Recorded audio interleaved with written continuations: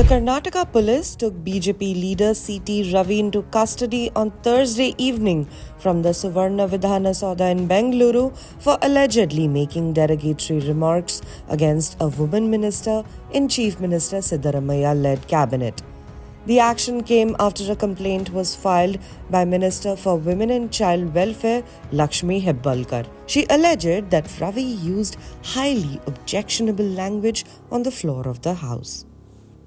8 ಗಂಟೆಗೆ ನಮ್ಮನ್ನು ಖಾನಾಪುರ ಪೊಲೀಸ್ ಠಾಣೆಗೆ ಕರ್ಕೊಂಡು ಬಂದಿದ್ದಾರೆ.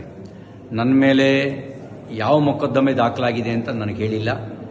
ನಾನು ಕೊಟ್ಟ ದೂರನ್ನು ಗಂಟೆಗಟ್ಟಲೆಯಿಂದ ಸ್ವೀಕಾರ ಮಾಡ್ದಲೇನೆ ನಾನು 0 FIR ಹಾಕಿ ಅಂತ ಹೇಳ್ತಾ ಇದ್ದೀನಿ. ನಾನು ಕೊಟ್ಟ ದೂರನ್ನು ದಾಖಲಿಸ್ತಾ ಇಲ್ಲ.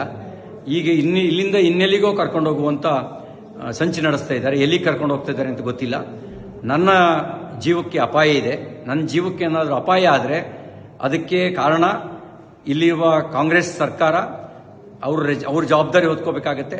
ನನ್ನ ವಿರುದ್ಧ ಸುಳ್ಳು ಸುದ್ದಿ ಹಬ್ಬಿಸಿ ಸುಳ್ಳು ಕಂಪ್ಲೇಂಟ್ ಕೊಟ್ಟು ನನ್ನನ್ನು ಕೊಲೆ ಮಾಡ್ತಕ್ಕಂಥ ಸಂಚು ನಡೆಸಿದ್ದಾರೆ. ಇದಕ್ಕೆ ಸಂಬಂಧಪಟ್ಟಂತೆ ನಾನು ಸಭಾಪತಿಗಳಿಗೂ ಈಗಾಗಲೇ ದೂರು ಕೊಟ್ಟಿದ್ದೀನಿ. ಹತ್ತತ್ರ 3:45 ಗಂಟೆ ಆಯಿತು. ನಾನು ಪೊಲೀಸ್ ಠಾಣೆಗೆ ಬಂದು ಏನು ದೂರಿದೆ ಅಂತಲೂ ಹೇಳಿಲ್ಲ, ನಮಗೆ ಏನು ಬೇಕು ಅಂತಲೂ ಕೇಳಿಲ್ಲ. ಹೀನಾಯವಾಗಿ ನಡೆಸ್ಕೊಳ್ಳೋ ಕೆಲಸ ಮಾಡ್ತಾ ಇದ್ದಾರೆ ಮತ್ತು ಇಲ್ಲಿಂದ ಎಲ್ಲಿಗೆ ಕರ್ಕೊಂಡು ಹೋಗ್ತಾರೆ ಅನ್ನೋದು ಕೂಡ ನನಗೆ ಸ್ಪಷ್ಟತೆ ಇಲ್ಲ. ನನ್ನ ಜೀವಕ್ಕೆ ಏನಾದ್ರು ತೊಂದರೆ ಆದರೆ ಅದಕ್ಕೆ ಪೊಲೀಸರು ಮತ್ತು ಇಲ್ಲಿಯ ಸರ್ಕಾರ, ವಿಶೇಷವಾಗಿ ಲಕ್ಷ್ಮೀ ಹೆಬ್ಬಾಳ್ಕರ್, DK ಶಿವಕುಮಾರ್ ಅವ್ರ ತಂಡವೇ ಇದಕ್ಕೆ ಕಾರಣ ಆಗುತ್ತೆ ಅನ್ನೋದನ್ನ ಈ ಮೂಲಕ ನಾನು ತಿಳಿಸೋದಕ್ಕೆ ಬಯಸ್ತಾ ಇದ್ದೀನಿ.